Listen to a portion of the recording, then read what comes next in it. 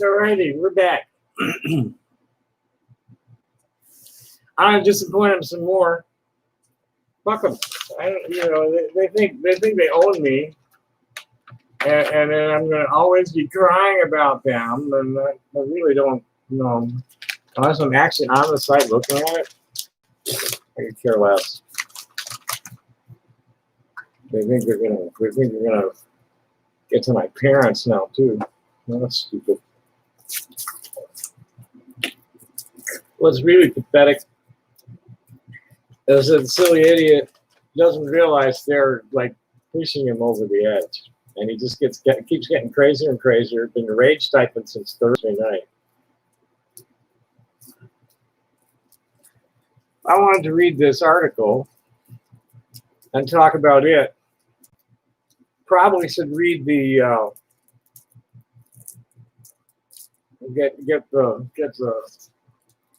I should get the Brandeis descent, the Olmsted out, because this is important too.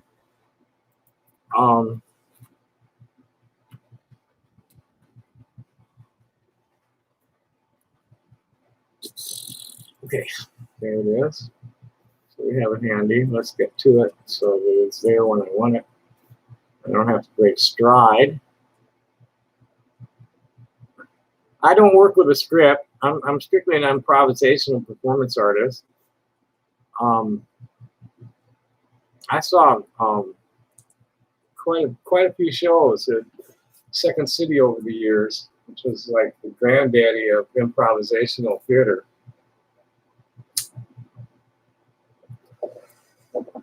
Saw Alan Arkin and Elaine May and Mike Nichols do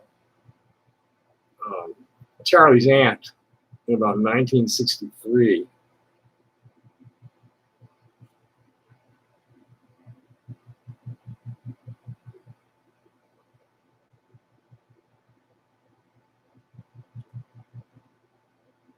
There it is. Okay, so now off to the, let's see if anybody said anything. Nope. Off to the article. How Dictators Come to Power in a Democracy by a fellow named Jim Powell, who covers economic and political history. And this is, I guess, the Forbes blog section. And this article is more than 7 years old. So this is before Trump was elected that this was written.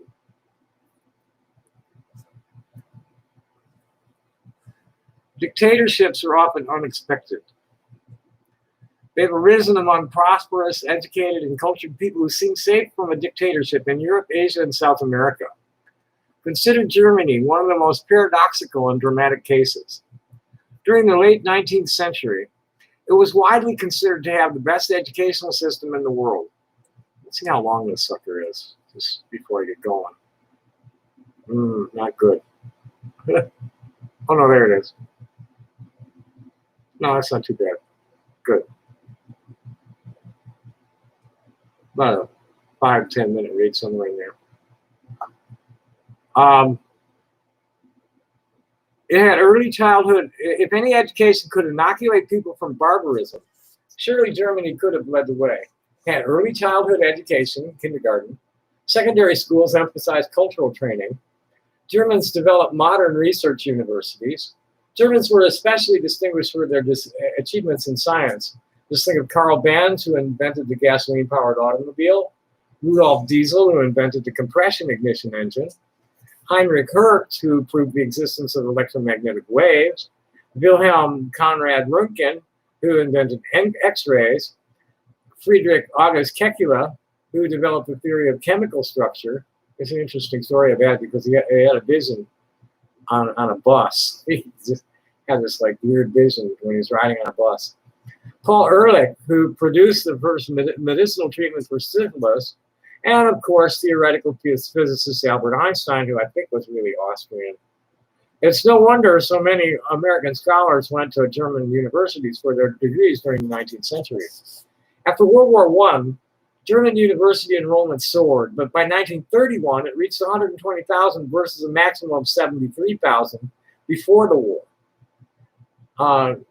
Government provided full scholarships for first students with ability. As one chronicler reported, a scholarship student pays no fees at the university. His textbooks are free, and most purchases which he makes for clothing, medical treatment, transportation, tickets, theaters, and concerts, he receives substantial reductions in price, and a student may get wholesome food sufficient to keep body and soul together. While there was some German anti-Semitic agitation during the late 19th century, Germany didn't seem the most likely place for it to flourish. Russia, after all, had pogroms, anti-Jewish rioting and persecution for decades. Russia's Bolshevik regime dedicated itself to hatred. Karl Marx's hatred for the bourgeoisie, whom he blamed for society's ills. Lenin and his successor Stalin pushed that philosophy further, exterminating the so-called rich, who came to include peasants with one cow. Why then did the highly educated Germans embrace a lunatic like Adolf Hitler? Well, why then did the highly educated, because we haven't been very well educated here for a long time, and we elected a TV host. The short answer is that bad policies caused economic, military, and political crises, chow time for tyrants. German circumstances changed for the worse, and when people became angry enough or desperate enough, sometimes they'll support crazies who would never attract a crowd in normal circumstances, like Donald Trump. Like the other belligerents, Germans had entered World War I with the expectation that they would win and recoup the war costs by making the losers pay. The German government the Zionists got the Germans. The Zionists still got the Germans banned. German government led their people to believe they were winning, so everybody was shocked when the truth came out. Then U.S. President Woodrow Wilson gave a speech outlining his high-minded 14 points, leading the Germans to expect a peace negotiation. But the British and French, America's principal allies, were determined to avenge their losses, and vindictive terms were forced on the Germans. They felt betrayed and humiliated. Germany's principal military commanders realized that whoever signed the armistice would be hated, so they resigned and let a civilian official sign it. He was subsequently assassinated. As a result, the Weimar Republic, Germany's fragile democracy, was immediately discredited. Hitler was among those agitating against the Weimar Republic. He joined the German Workers' Party that in February 1920 became the National Socialist German Workers' Party, later shortened to Nazi. It offered a witch's brew of nationalism, socialism, anti-Semitism, and anti-capitalism. The German historian Oswald Spengler influenced early Nazis with his idea of Prussian socialism. Hitler's main talent seemed to be as a speech maker, which is also Hitler's main talent. He knows exactly how to say the things that stupid people want to hear. So he began giving speeches that appealed to Germans embittered and disillusioned by the outcome of the war. Hitler's been exploiting the frustration of bigots by encouraging them to hate, and then looking the other way, calling, when they do something outrageous, oh, those are fine people. Historian Ian Kershaw observed that without a lost war, revolution, and pervasive sense of national humiliation, Hitler would have remained a nobody. Then came the inflation crisis. Victorious allies demanded that Germany pay steep reparations, apparently without giving much thought about how the Germans would get money for that. Trade restrictions made it harder for German companies to earn money through exports. European tariffs generally tripled and were as much as 800% higher than pre-war levels. The German government defaulted on its reparations agreement. Determined to extract reparations from the Germans, in 1923, the French sent troops into the Ruhr, where much of German industry was located. The German government responded by subsidizing those who pursued passive resistance against the French. Consequently, German budget deficits soared. By itself, reparations would have been daunting. We near the end? Yeah. But Germany also had a financially stressed out welfare state, like we do. Almost 90% of German government spending went for big bureaucracy, social programs, money-losing nationalized businesses and other subsidies. Well, we're giving it to corporations like that. A portfolio of obligations uncomfortably familiar to us. The German government subsidized municipalities, much as U.S. states are begging the federal government for bailouts now. Germany had a troubled government-run pension system, like our Social Security. The German government provided health insurance for millions of people. There were German government programs for 1.5 million disabled veterans. The government lavished subsidies on the arts. There were government-run theaters and opera houses. Government-owned railroads lost money. German government even operated factories producing margarine and sausages, which lost money. Donald Trump ran casinos that lost money. Go figure that one out. The German central bank began printing stupendous quantities of paper money to pay for all of this. At the peak of the inflation in 1923, only 1.3% of the German government spending was covered by tax revenue. The result was that in less than 5 years, prices soared 100 billion-fold. There are tales of people with banknotes in wheelbarrows to buy a loaf of bread.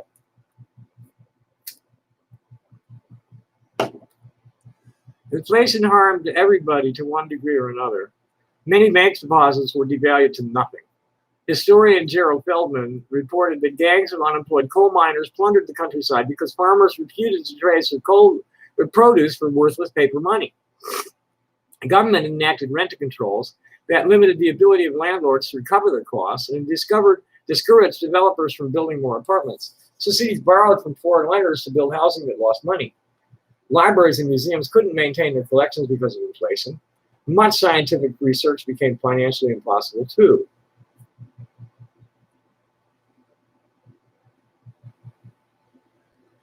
Historian Conrad Hayden reported, on Friday afternoons in 1923, long lines of manual and white-collar workers waited outside the pay windows of German factories, department stores, banks, and offices. Each received a bag full of paper notes. According to the figures inscribed on them, the paper notes amounted to 700,000 or 500 million or 380 billion or 18 trillion marks. The figures rose from month to month, then from week to week, finally from day to day. People dashed to the nearest food stores where lines had already formed. When they reached the stores, a pound of sugar, for example, might have been obtainable for 2 million marks, but by the time they came to the counter, all they could get for 2 million marks was a half a pound. Everybody scrambled for things that would keep until the next payday. People employed in the private sector were enraged when unionized government employees who carried out the government's disastrous economic policies succeeded in having their salaries prepaid so they could convert the currency into goods before the currency depreciated further. The publication Sociale Praxis reported, it seems significant to us that public opinion is now gradually turning against the civil service to an extent that gives great concern. How much hostility is daily directed against that portion of the employed German people with civil service status is shown by the press and also even by those parties which previously supported the civil service and now press for a reduction of the civil service. Hitler gave speeches appealing to those he called starving billionaires, who had billions of paper marks but couldn't afford a loaf of bread. Altogether, during the inflation, Hitler recruited some 50,000 Nazis and became a political force to reckon with. Economist Constantino Bresciani Tironi called Hitler the foster child of the inflation. To be sure, he attempted a coup that failed November 8, 1923, and he was in prison. But he retained his key followers and wrote his venomous memoir, Mein Kampf, that became the Nazi Bible. During the late 1920s, the German economy began to recover, and there was less interest in the Nazis.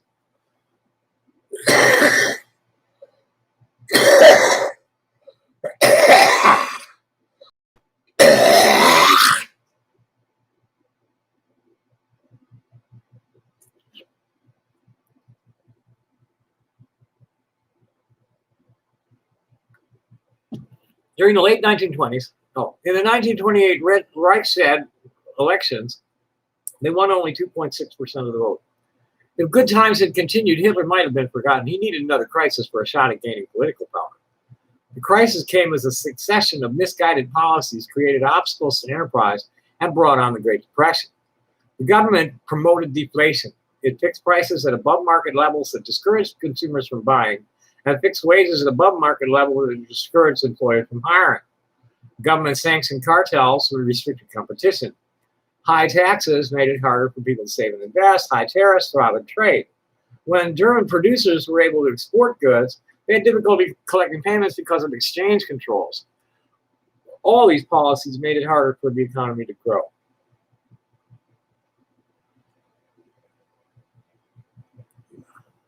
Moreover, the German banks were vulnerable since they hadn't fully recovered from the inflation that had wiped out a substantial portion of their capital and left them dependent on short-term foreign deposits that could be withdrawn.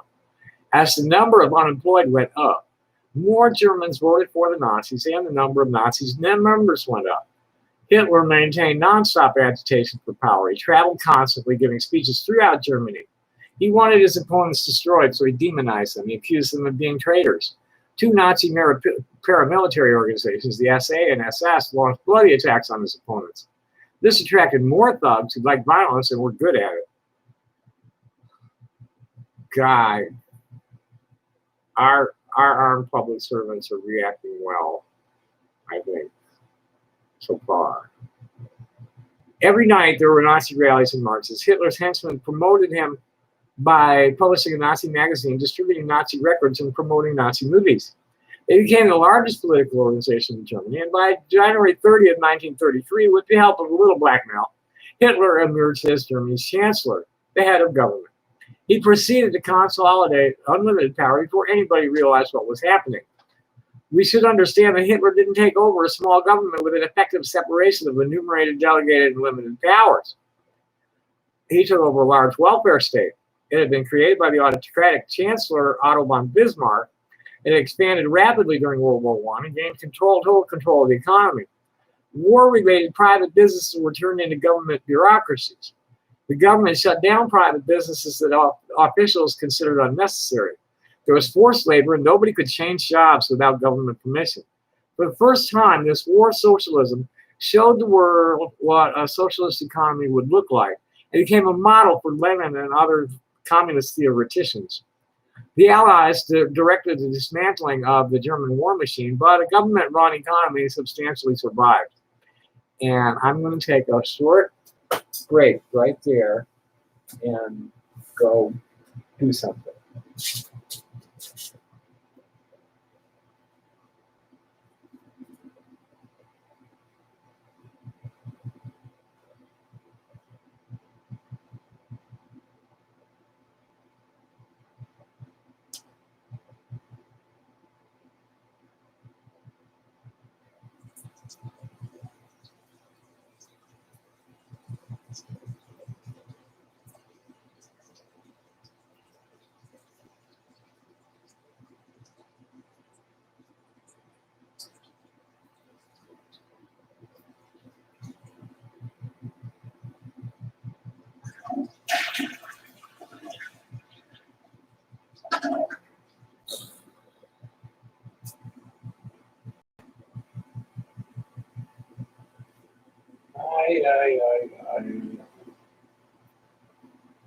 So, although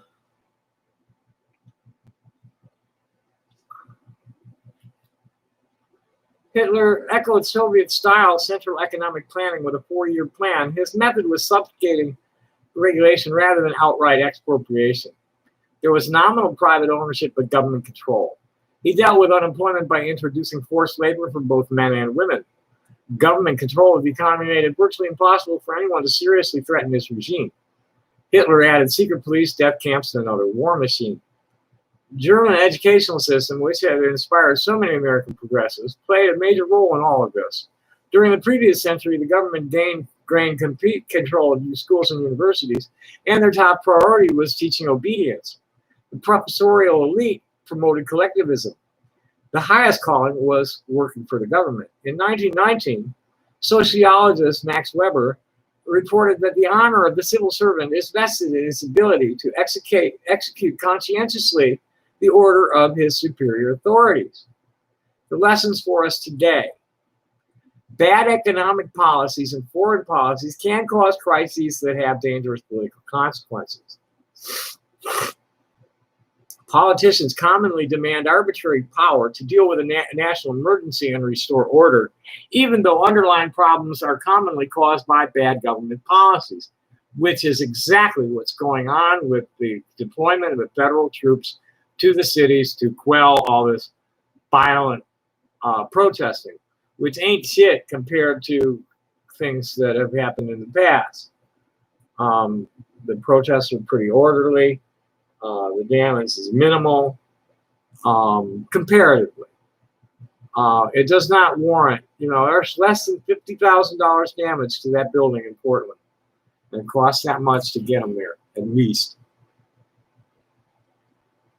They're probably giving that much every week to Marriott for housing. Politicians count in hard times. Many people are often willing to go along with and support terrible things that will be unthinkable in good times.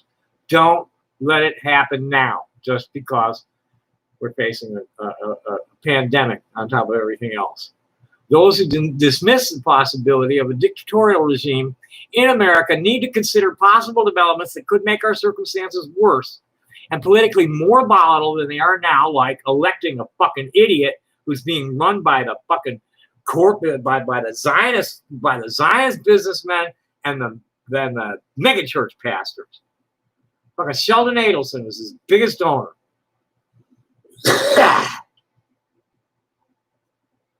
Aspiring dictators sometimes give their attention away by their evident desire to destroy opponents. Well, fuck, you should have seen that coming from the time he ridiculed the disabled reporter. There's no reliable way to prevent bad or incompetent people from gaining power. A political system with a separation of power and checks and balances, like the U.S. Constitution, does make it more difficult for one branch of government to dominate the others. Ultimately, liberty can only be protected if people care enough to fight for it. Because everywhere governments push for more power, they never give it up willingly. We have a system. We need to participate in the system, or we're going to end up fighting for our lives. While we can still do it without gunfire, we need to take our country back from the regime that was empowered in 1963.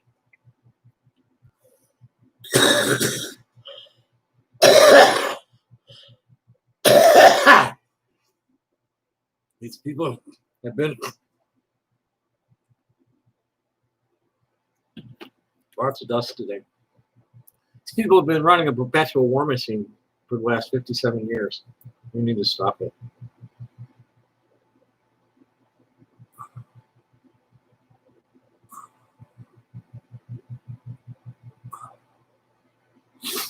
And you know what? I got no reason to be online right now. My God, this is too dusty. I'm having too much trouble keeping from moving mucus. So thanks for watching. Happy day. Bye.